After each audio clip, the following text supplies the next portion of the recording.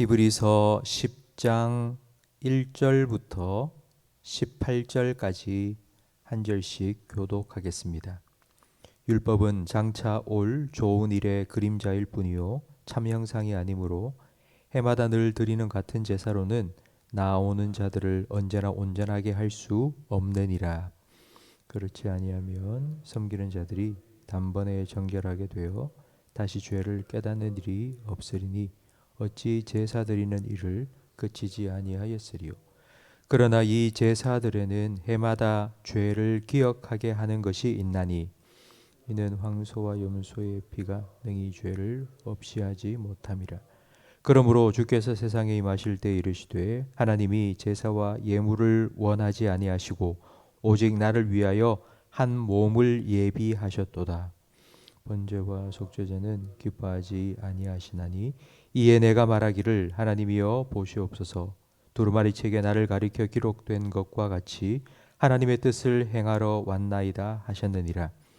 위에 말씀하시기를 주께서는 제사와 예물과 번제와 속죄제는 원하지도 아니하고 기뻐하지도 아니하신다 하셨고 이는 다 율법을 따라 드리는 것이라. 그 후에 말씀하시기를 보시옵소서. 내가 하나님의 뜻을 행하러 왔나이다 하셨으니 그 첫째 것을 피하심은 둘째 것을 세우려 하심이라. 이 뜻을 따라 예수 그리스도의 몸을 단번에 드리심으로 말미암아 우리가 거룩함을 얻었노라.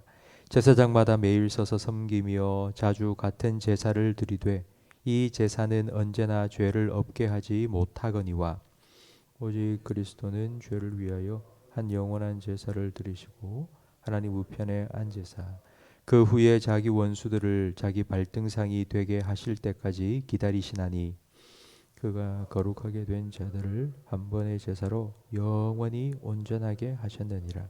또한 성령이 우리에게 증언하시되 주께서 이르시되 그날 후로는 그들과 맺을 언약이 이것이라 하시고 내 법을 그들의 마음에 두고 그들의 생각에 기록하리라 하신 후에 또 그들의 죄와 그들의 불법을 내가 다시 기억하지 아니하리라 하셨으니 이것들을 사하셨은즉 다시 죄를 위하여 제사 드릴 것이 없느니라. 아멘.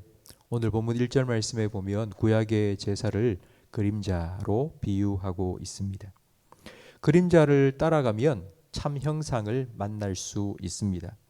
구약의 제사가 그림자인 이유가 1절 하반절 말씀에 나오는데 해마다 반복하여 제사를 드리는 것을 보면 그 제사는 온전하지 못하다는 것을 알 수 있습니다. 만성 두통으로 고생하는 사람이 있습니다. 두통이 찾아올 때마다 약을 먹습니다. 그럼 약을 먹으면 두통이 사라집니다. 그러나 그 약효가 오래되지 않습니다. 약효가 떨어지고 나면 다시 머리가 아픕니다. 약효가 영원하지 않기 때문에 오늘 약을 먹었다고 내일 안 먹어도 되는 게 아닙니다. 내일도 먹어야 되고 모레도 먹어야 됩니다. 구약의 제사가 이와 같습니다. 효과는 있습니다. 하지만 그 효과가 영원하지 않습니다. 지속되지 않습니다.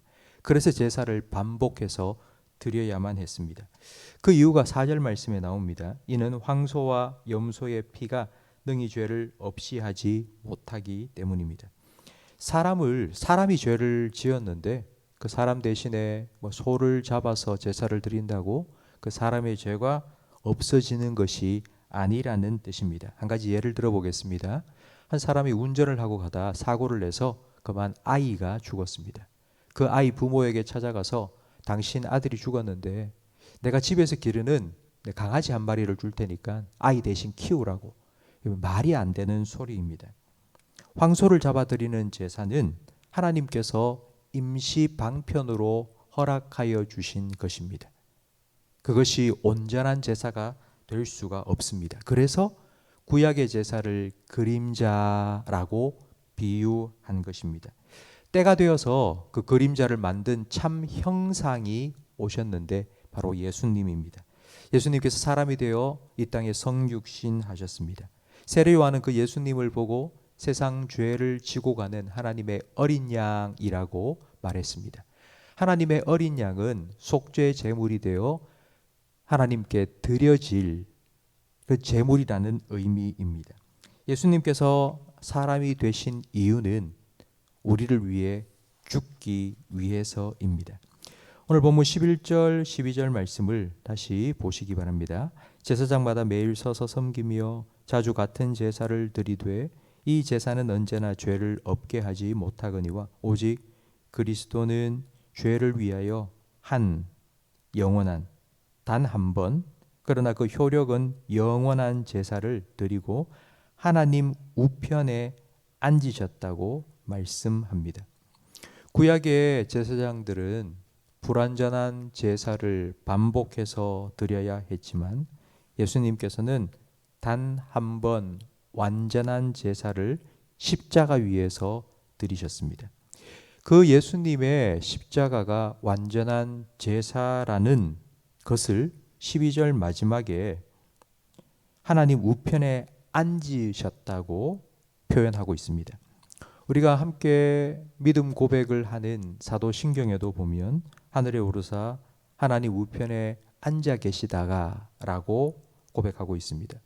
그러니까 이 말은 모든 일을 완벽하게 마치고 쉬신다는 의미입니다.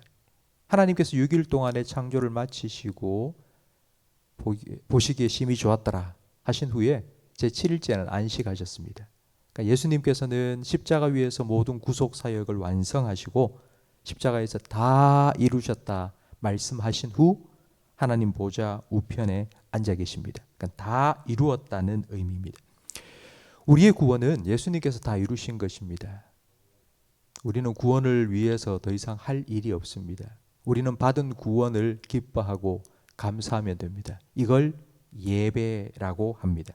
죄와 허물로 죽었던 우리를 구원하여 주신 예수님을 나의 주님으로 고백하며 그 주님을 위하여서 살아가는 것을 삶의 예배라고 부릅니다. 성도 여러분, 우리가 그리스도인으로 살아갈 수 있는 것은 바로 우리 마음 속에 바로 이와 같은 믿음이 있기 때문입니다. 16절 말씀에 보면 주께서 이르시되 그날 후로는 그들과 맺을 언약이 이것이라 하시고 내 법을 그들의 마음에 두고 그들의 생각에 기록하리라 말씀하십니다. 우리가 예수 믿는 사람답게 살아갈 수 있는 이유는 한 가지, 바로 우리 마음 속에 하나님의 법 그리고 하나님의 말씀을 복음을 새겨주셨기 때문입니다. 이걸 다른 말로 표현하면 우리가 은혜 받는다, 은혜로 산다는 것입니다. 예수님께서 나를 위하여 행하신 일을 생각하면 예수님께서 자신을 온전히 우리를 위하여서 십자가 위에 내어 주셨다, 이걸 생각하면 우리가 주님을 위하여서 오늘 하루 살아가면서 내가 취할 수 있는 이익을 조그만한 것 포기하고 주님을 선택할 수 있는 그런 용기가 생깁니다. 그런 선택을 할 수 있습니다. 바로 이것이 예수님을 믿는 믿음으로 살아가는 것이고 은혜로 살아가는 것이고 삶의 예배자로 살아가는 것입니다. 우리의 힘으로 할 수 있는 것이 아니라 주님께서 우리를 위하여 이와 같은 일을 하셨음을 깨닫고 그 복음의 능력으로 은혜로 우리는 이렇게 살아갈 수 있습니다. 성도 여러분, 오늘도 이 은혜를 힘입어 살아가시기를 간절히 바랍니다. 그러기 위해서는 은혜를 받으셔야 됩니다. 주님께서는 우리에게 은혜를 베푸십니다. 늘 은혜를 주십니다. 그 은혜를 기억하시고 그 은혜를 여러분 마음속에 새기시고 그 은혜를 늘 감사하면서 은혜로 살아가시는 우리 모든 성도님들이 되시기를 주님 이름으로 축원합니다. 기도하겠습니다. 하나님 아버지 감사합니다.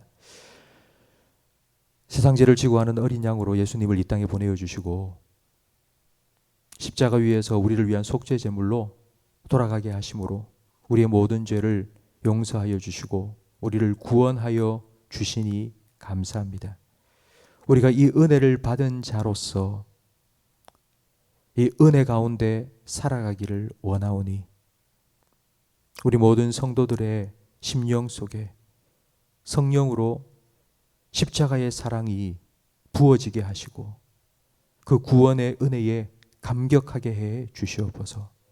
은혜를 힘입어 살아감으로 우리의 삶이 주님을 기쁘시게 하는 산 제사가 되게 해 주시옵소서.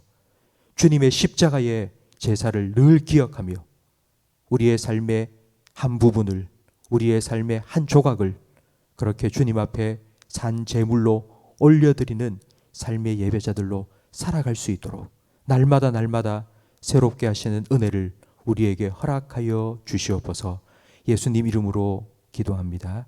아멘.